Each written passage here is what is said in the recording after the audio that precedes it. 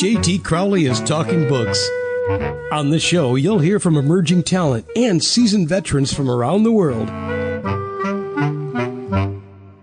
Hello, and welcome to Talking Books show on Web Talk Radio. I'm J.T. Crowley, the host, and today I'm inviting Izaera, the author of Naked, Shameless, Human and Free. A simple guide to becoming a human being. I've asked him to come on the show to talk a little bit about himself, but more importantly, talk about the book, which he's written. And it's his first book, everybody. And I hope he's going to write a lot more. We'll ask him later on. So, Izaera, come and join me on the show. Hello, John. How are you? I'm very good. It's been a very busy day for me. But that's just life. Right. We're all busy. We are indeed. So, Izaera, before I open the book, I would like you to tell the audience who you are and why you have written this book. Okay. Well, I am a resident of Canada. I've been here all my life, and I love the country. But unfortunately, we have some relatively restrictive laws here that don't exactly make me feel too good.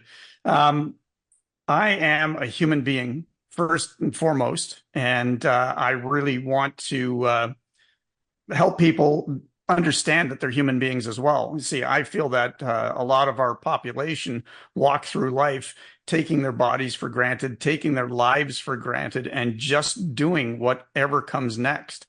And the purpose of the book is to try and bring people awareness that they are something extraordinary. They're not just a meat bag walking the planet. They are a human being.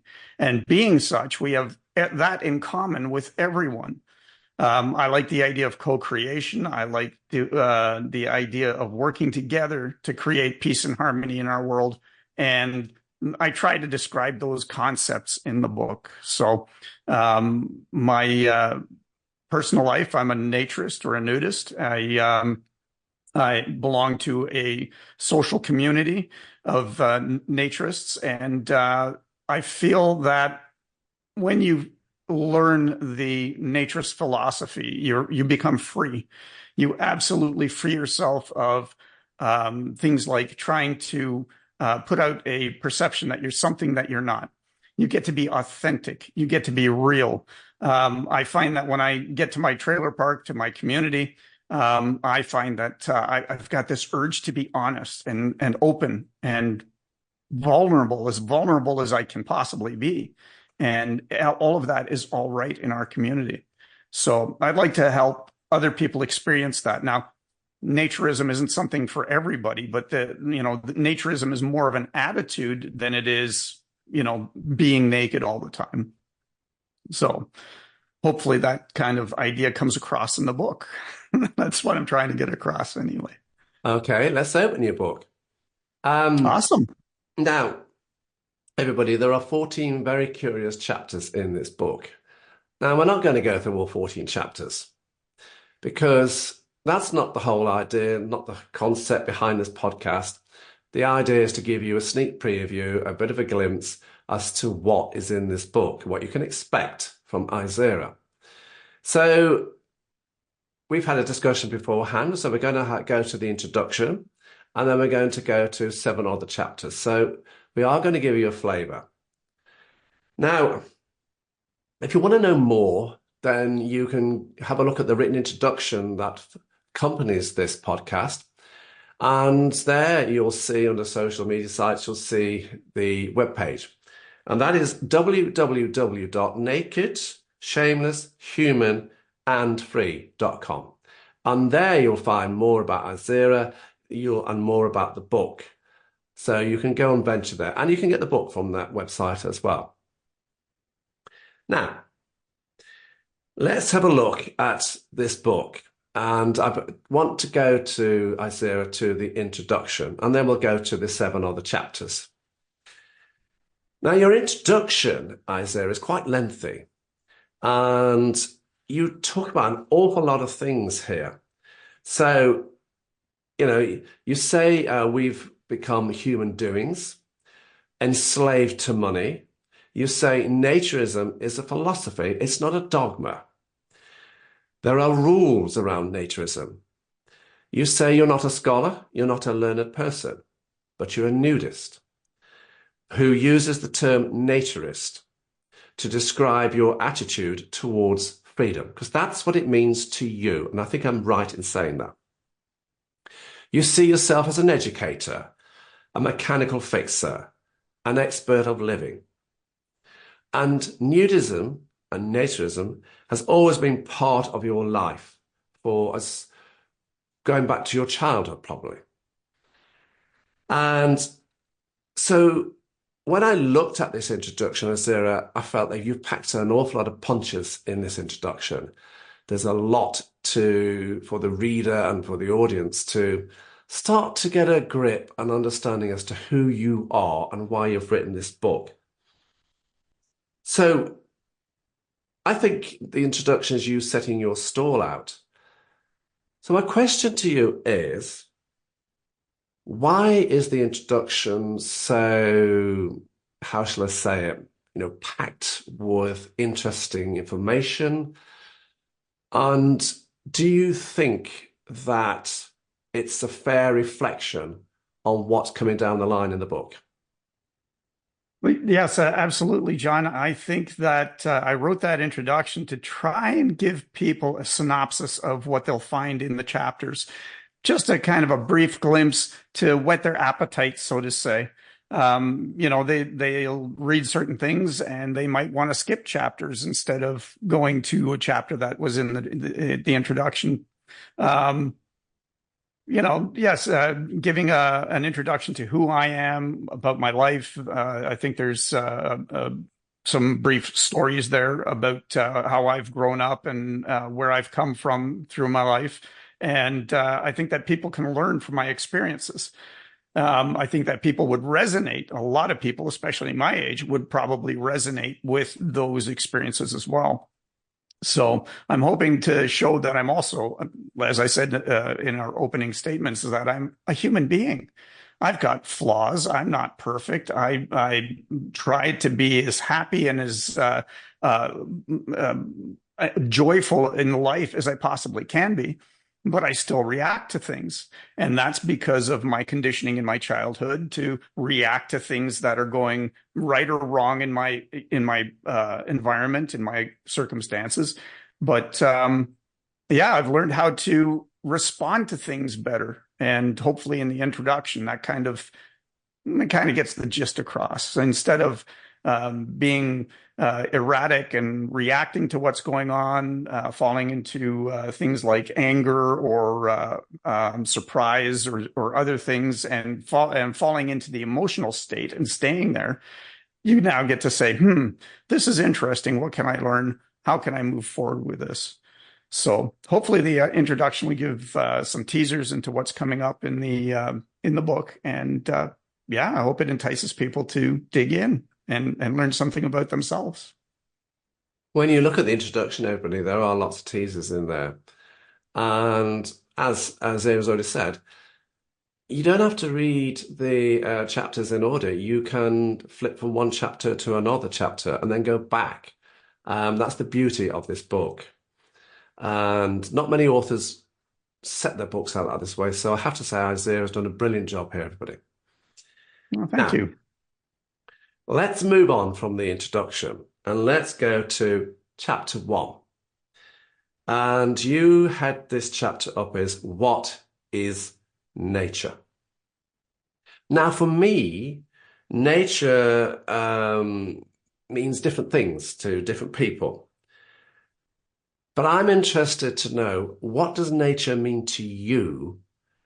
And within the contents of what you've written in this book. Okay. Back in my youth, I was taught that nature was the wild part of our planet, where all the wild things grow and live, and the trees and the birds and bees and whatever you might find out in the wild, we termed as nature.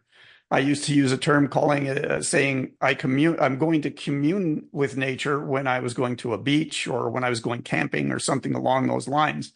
But what I've come to realize is that there is a natural order to this universe. Now, is it planned? I can't say. I don't know that. But what I've seen is the beauty of the natural workings of the entire universe and the natural workings of this planet, of which I am a natural human being. I see myself as another species on this planet, our species. We evolved from amoeba and fish over the course of millions of years. And we're now at a place in our evolution where we can actually control our thinking instead of just letting the thoughts go through our heads in a muddled fashion and just, again, dealing with whatever's next. There's a calmness that can come about us if we just sit back, relax, and think about what we're thinking about, feel our emotions, and move forward. So nature to me is the entity that surrounds all of us, the universe, this planet, you and I. It was kind of made evident to me that I can call nature energy. It's the energy that binds us all. Like, I don't know if you remember your grade 9 chemistry, John, but I learned about protons, neutrons, and electrons and how we can combine those together to build different compounds and how those protons, neutrons, and electrons create the elements that we do that we make those compounds with. And what I realize is that all of these protons, neutrons, and electrons can be found everywhere. Every planet, every solar system, every galaxy in the universe is containing all of these things. So are every cell of my body. So is every component of the desktop I'm leaning on and the chair that I'm sitting on, the asphalt in the streets, the concrete on the sidewalks, the trees in the forests, the birds, the bees. We're all made up of the same particles, which means that we are all energetic beings. So having that kind of an understanding, we can now say, yes, we are connected, not just on an intellectual level, not just on a spiritual level, but on this energetic level as well. I kind of consider that energy the spiritual side of things as well. Sure. Do you feel closer to nature when you're naked? Oh my gosh, yes. Oh, and is that important to you? I beg your pardon? And is that important to you? Oh, yes. Oh, yes. I have to work. I have to protect my skin with clothes in the job that I do. It's fairly dangerous. I unfortunately live in Canada that has a restrictive law that says I cannot appear naked in view of the public. So therefore, I'm constricted by that law. In England, for a comparison, I understand there are no nudity laws. You could walk down the high street of London and not be accosted by any police, provided you weren't doing anything sexual. That's what they consider lewd behavior, and that's what they would arrest you for. So England is far more freer than Canada is. And yes, like being nude for me is the ultimate sensation of freedom. My body is connected to the air, all of it, every inch of it. My bare feet touch the grass at Bare Oaks, the naturist park that I belong to. My feet can touch the grass. I go swimming in the pond naked. I am touching nature. I am communing, like literally, physically communing with it. And the spiritual side of it, I sit down and I meditate on the grass. And oh my God, my meditations are so much different than what they are when I'm sitting in this chair. It's absolutely liberating. It's a sensation that everybody should try. Do you know, I thought you were going to come down this line, but that theory. But I thought, I'm going to ask him anyway. Yeah. So let's move on, everybody, and let's go to chapter 3. Which Izaera heads up, the new mind. And this is you exploring the new mind of a newborn child, developing and learning from the environment. It grows up it grows up being influenced by those around them.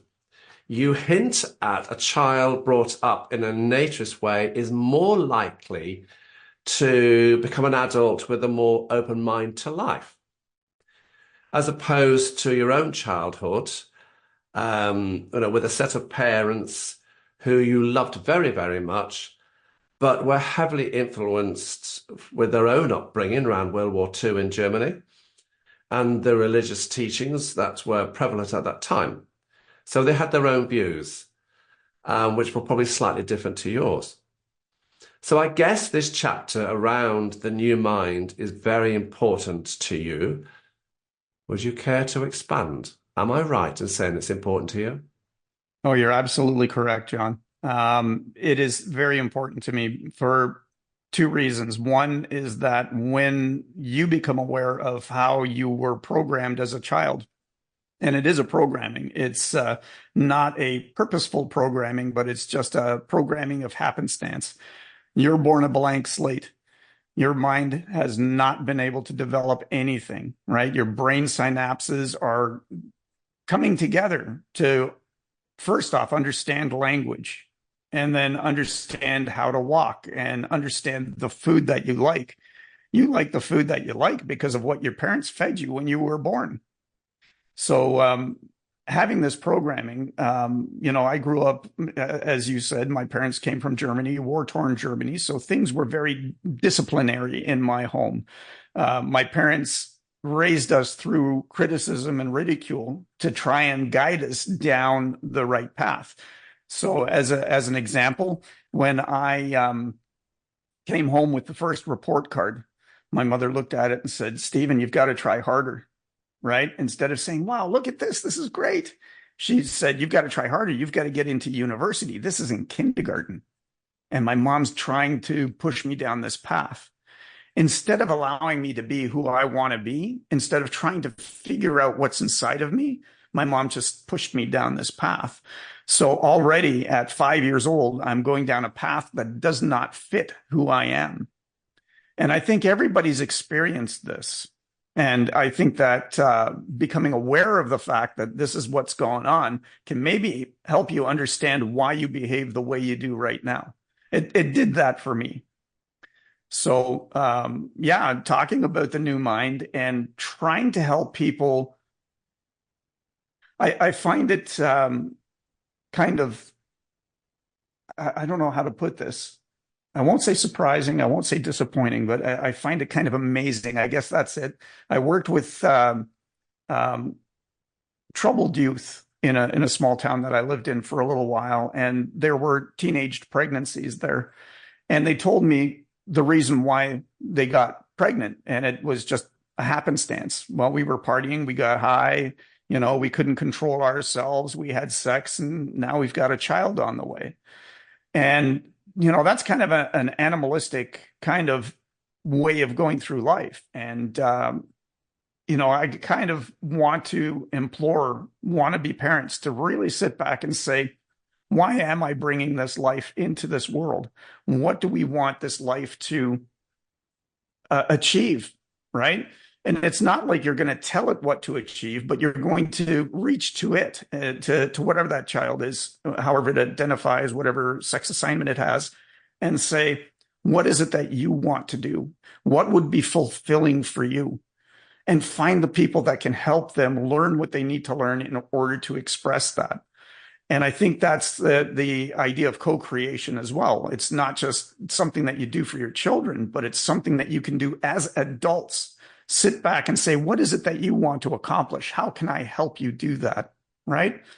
I think that'll bring a world of peace, quite frankly, these kind of ideas. So talking about the new mind and kind of making people aware that, inadvertently they're programming their kids by raising them in the household that they're being raised in, raising them in the belief system that they have. They're literally programming that child to behave pretty much the same way you do as a parent, right? I know that 10 years ago I was suicidal. I was way overweight.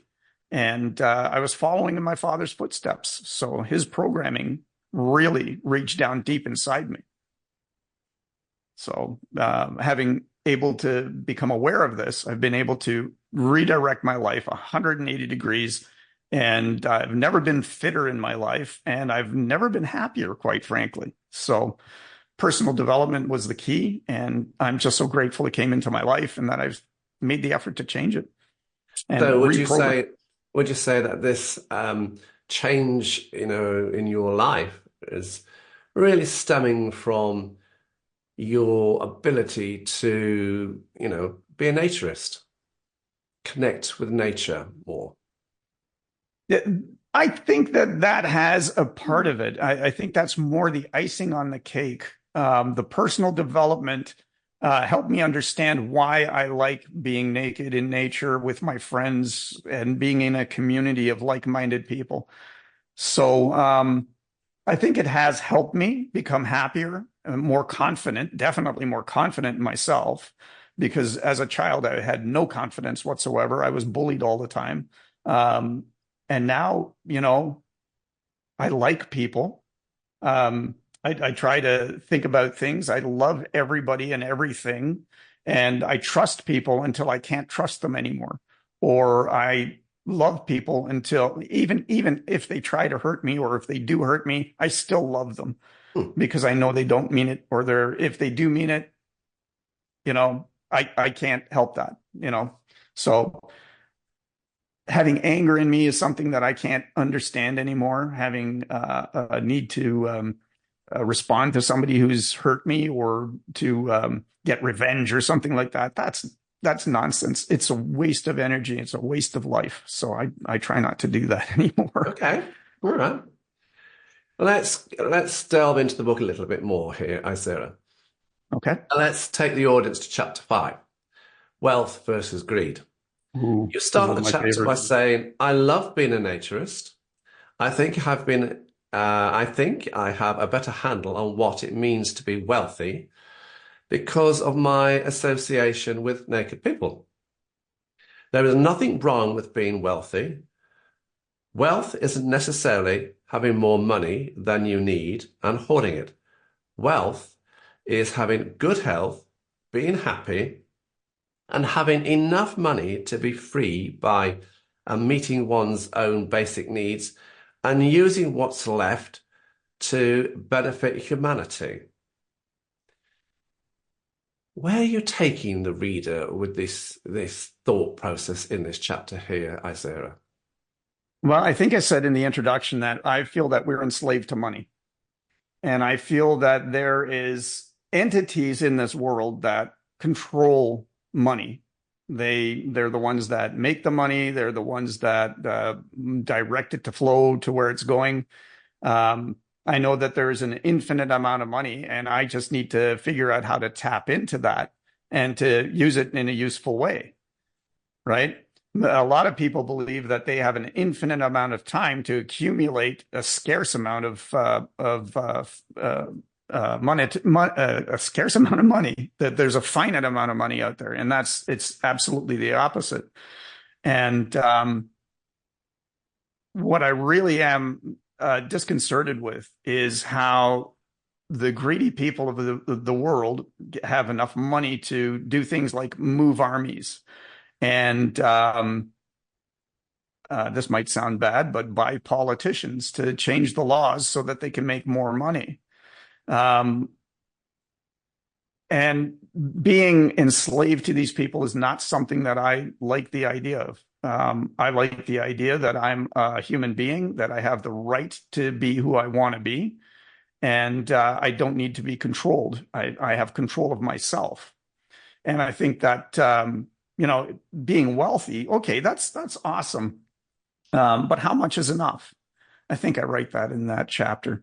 How much is enough? Has anybody ever sat down? What's the house that I want to live in? How much does that cost? What's the car that I want to drive? How much does that cost? What is the lifestyle I want to have? How much does that cost? And actually come down to a figure that's tangible, that you can say, oh, $10 million is enough, or maybe $100 million. It all depends on your personal likes. But if you love money more than you love people, you're going to run into problems. You've got to love people more than you love money. It's the people that's going to help you make money. And again, the idea of co-creation, which I write in the book about as well, is the idea of helping people become wealthy and you becoming wealthy in the process. And again, how much is enough? Do you need billions of dollars? You know, I know of a particular fellow who's a billionaire or multi-billionaire, has a yacht that he floats around the Mediterranean and a Bugatti that he lifts off the boat with a crane so he can drive around whatever place he's parked his yacht at. And the people within his company are absolutely miserable. It's a terrible place to work. So I think that this guy loves money more than he loves people. And it's felt right from the top down. The managers are not pleasant people to deal with. They make demands on their employees instead of saying, how can we work together to make this product or this service that we provide flow through the place?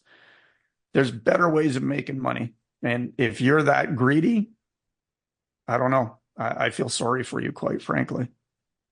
You know, I once was regaled with a saying that the guy who dies with the most toys wins. And as I matured, I realized it wasn't the guy who dies with the most toys that wins. It's the guy who dies with the most friends that wins. You know, you could have all the wealth in the world, but you may not have any friends to carry on a legacy or to, mourn you when you pass. And that's something I'd like people to change as well. Let's get together. Let's make this world a beautiful, peaceful place. Okay. Now, one of your other chapters, which is chapter 8, Izaera, you head up reprogramming. Mm-hmm. You talk about the darkest recesses of the subconscious, and this is what caught my eye here. You talk about the paragram. You talk about routines and habit. And when I looked at that chapter, I thought, what's Izaera trying to convey to the listener, to the reader, to the audience? What are you trying to get across here in this chapter, this short chapter? Really trying to bring people's awareness to the paradigm. It's hidden. Most people, I've got a story to regale about that one too, but most people don't go through their lives not understanding that the paradigm is a nest of habits that we accrue during the course of our lives. And a habit is simply an idea or a set of ideas that are grouped together that force us to behave the way that we behave. So I'll give you an example. During COVID, I did the self isolation gig pretty rigorously, and I got so damn lazy that I find it very difficult to go out and socialize right now. Find it very difficult to get on my bike and go for a ride. So coming home at the end of the day, eating my dinner, reading something, writing something, maybe watching some YouTube videos is the way I end my day. And I realized that this is my paradigm. You know, I think about getting on my bike and my body goes, no, you don't want to do that. And it's the paradigm, that set of ideas that I put in there during COVID that stops me from doing that. So now how do you change a habit? Well, you can't change 10 habits at once. We all have an enormous amount of habits. As an example, you get up at the same time in the morning, you hit the snooze button a dozen times or however many times with the same hand. You get out on the same side of the bed. You go to the bathroom in the same way. You do your toilet in there. You grab a cup of coffee in the newspaper or the news feed off your smartphone now. And you start this routine. And the routine was the same thing you did yesterday, and the day before, and the day before that. So nothing in your life is really changing. And when I came down to that awareness, and that was my mentor, Bob Proctor, I have to mention his name because, most of this stuff that I'm telling you now is what I've learned from him. And when I had that awakening and I saw how my habits were really controlling me, I went and made some changes. And it's through constant spaced repetition of a new idea that will change those paradigms. And I tried to give a concise description of that process in that chapter so that hopefully people can come aware of habits that they don't like doing and figure out how to change them.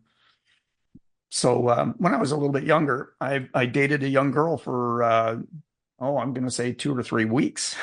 we didn't click too well, but this was at the very beginning of my personal development time in my life. So this is about 10 years ago, 11 years ago now, and I was very excited about what I was learning, and I was learning about the paradigm, and I said that to her. I said, in your subconscious mind, there's a paradigm, and she got, like, you could see her emotional state change because her physical appearance, her physical actions were like, wait a second, I don't like that word, was the words that she said to me. I don't like that word.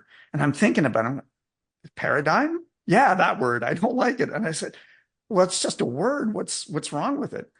And what I realized long after we broke up is that I brought to the forefront something that likes to reside in the dark recesses of the mind. It doesn't like being called out. And therefore, she got upset and said, I don't like that word. I find that pretty powerful, and, I'm not sure if I regaled that story in the book or not, but you know it now. So let's go to, some women will say, yeah, we agree here. Some blokes might say we agree here. You have a section or a chapter here called Men Don't Think. Here we find you talking about some of your own personal experiences as a young teenager, still learning how to control your body's reactions when you see an attractive woman.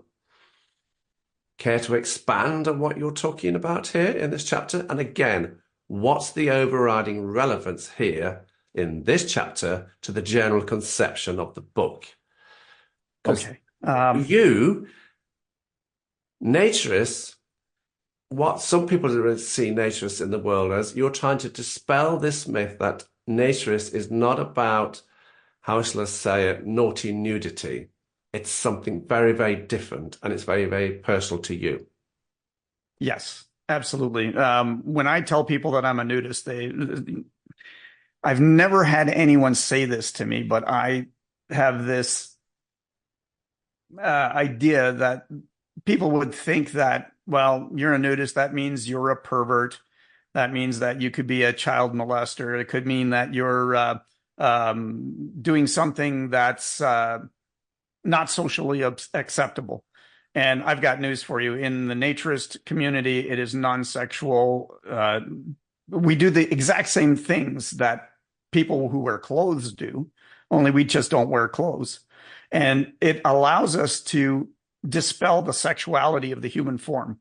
The human form is a beautiful thing in its utter appearance. It doesn't matter how big or how small. There's no such thing as a perfect body. There's just a huge variety of them. And every body, 8 billion of them, are different. And we have fallen into this trap of doing comparisons. And you think about, when I talk about men don't think, I'm talking about the bro code. You've got to be macho. You can't show your emotions. You've got to, keep your clothes on so that people don't make fun of you, this, that, the other thing. That's just totally going away from being a natural human being. And these are human constructs. These are human thought processes that bring this to the forefront. And when I say that men don't think, I mean that they're not consciously aware of what they're thinking. They say things, they do things, they get into physical fights because somebody said something that they took offense to. All of this nonsense is because their minds are filled with mental activity, but total unawareness or non-awareness of what's going on, totally unaware of what they're thinking. And I can attest to this because this is how I was right up until I was 50 years old. My mind was a mash of mental activity, usually negative thoughts. That's why I was suicidal. trying to be macho, trying to be somebody I'm not, trying to be the tough guy at work, trying to be um, more macho around women, right? Which didn't work very well, by the way. Um, and when I had my awakening and I started to realize how I was behaving, I said, I've got to pay more attention to what's going on. Now, we have 60 to 70,000 thoughts a day. There's no way I can keep track of that. Not at all. It's impossible. So what I keep track of is my emotional state. If I'm feeling good and I'm happy, I'm just glad that I'm feeling good and happy. But if I'm feeling angry or depressed or upset about something, I kind of sit back and say, wait a second, what's going on here, Steve? What's controlling your emotional state right now? Because it's not you, right? And this is why I say men don't think. Now, Okay, let's move on. Okay. Because I want to go to this chapter because this is the nuts and the bolts, I think. Chapter 11. You head up Sex in the Naturist World. You have some very interesting thoughts, which I thought you have very carefully addressed. It's interesting to hear that there are rules in this world of yours, particularly at your park, where open sexual activity is strictly prohibited. I think the general public has a perceived view of naturists walking around in the nude. But this book that you've written, I think this is you trying to dispel this myth and to really focus on that nudity is part of your naturist way of life, and that you have to respect the rules of the naturist world, and you also have to respect other people's sexuality. I think I'm right in what I'm saying here, and this is what you're talking about in this chapter. Yep, you're right on the mark, John. In our community up at Bear Oaks, there's everybody there. You know, there's gay people, there's lesbian people, there's transgendered people, there's people of color, there's people of various religions.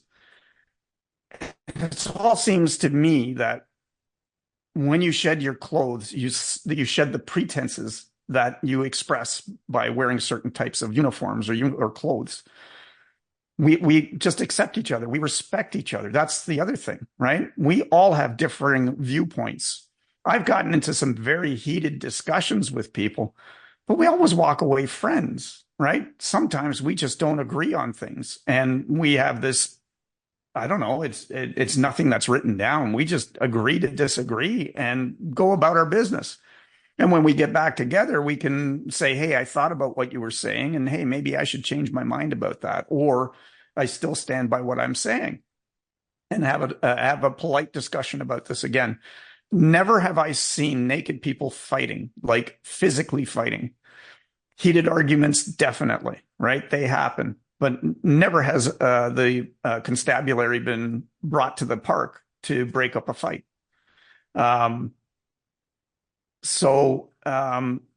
Dispelling the idea that we're all walking around having sex and what have you is very important to me. No, we're just a community of regular human beings living life as naturally as we possibly can, and co-creating this beautiful environment so that everybody has freedom, where children are safe, where young adults are safe, where everybody has a safe and happy environment where we can coexist happily together. So, you know, having said that, yeah, you know what? There are as big a rainbow of sexual orientations and sexual activity, and et cetera, that would happen at our park, but it all happens behind closed doors. And it's nobody's business but that of the person engaging in that activity. You know, there's, it's like we are in control of our sexuality. We don't see the human form as something sexual. It's something beautiful. We get involved in sexual activity. That's when we get aroused. That's when we work together, but we do that behind closed doors. That to me just makes common sense. That to me is appropriately behaving at a time where it's appropriate to do that. Yeah. I can put that in contrast to there are sex clubs all over the world. We have several here in Toronto. And in those clubs, you can do whatever the hell you want. It's a free for all. Free for all. There's rules, boundaries, and limitations in those clubs as well. But, for the most part, whatever sexual fantasy or whatever sexual thing that you want to get involved with, it's allowable there. Now, this is a venue where that's acceptable behavior. Whereas at Bear Oaks or anywhere else out in public, that's not acceptable behavior. To me, that's just common sense. And I really like the fact that I can be free and natural in a non-sexual place. And, there's no sexual tension there whatsoever. It's awesome. You take people in, they're naked, you see their bodies, you take them in, you make your judgments, you keep them to yourself, and then you look these people in the eye. You meet the person. You know what? We don't look at each other's bodies. We don't stare at each other. We look each other in the eye when we're conversing.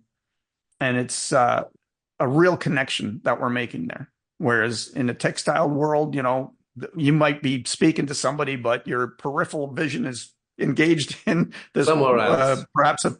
Yes, exactly. And sexual fantasies going off in the brain. So this is why I love naturism. It totally relieves that tension. It's amazing. And finally, Izaera, enough already. Chapter 13, the penultimate chapter, you say. I hope I've opened your eyes to something, and I hope I've inspired you to study yourself. If you can understand why you behave how you do, and if you can understand that you can indeed morph into the person you may want to be, clearly naturism is for you. And I've done my job by what I've said in this book. So this is, this chapter and, the whole of the book as well. Do you think you've done enough to change the general public's perception, the notion of what a naturist is? Not just, naughty, sexy, nudie people, there for a laugh and not prancing around. Do you think this book gives naturism a different aspect? I certainly do hope so. The reason that I called it enough already is because if you made it through this book this far, you've done very well. And I thank them. I thank my readers for getting this far, and just try to recap what was in the book, and hopefully dispelling the idea of or the sexual part of being naked as being just natural. Like, you get home at the end of the day, you shed your clothes, your body's going to go, oh. And I'll tell you what, any woman that I've ever spoken with says she gets home, the first thing that happens is that their bra hits the floor. Right?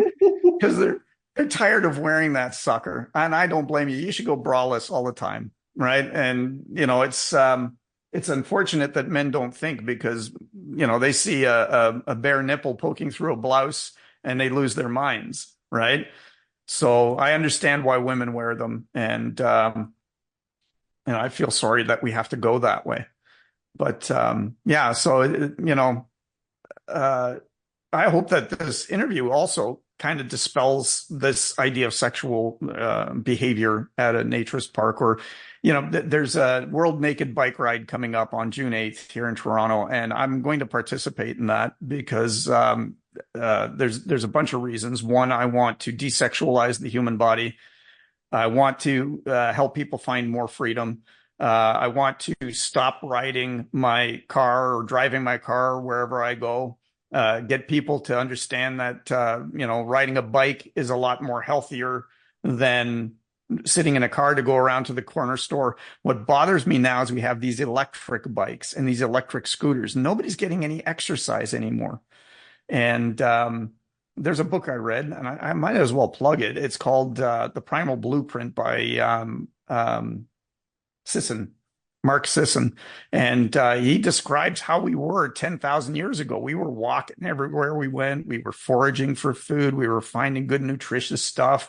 We weren't, sitting on a log all day long. We were really working for our survival, and we don't do that anymore. Nowadays, we push a mouse around the desk, and this was me 10 years ago. I was in an engineering job. I'm pushing a mouse around the desk.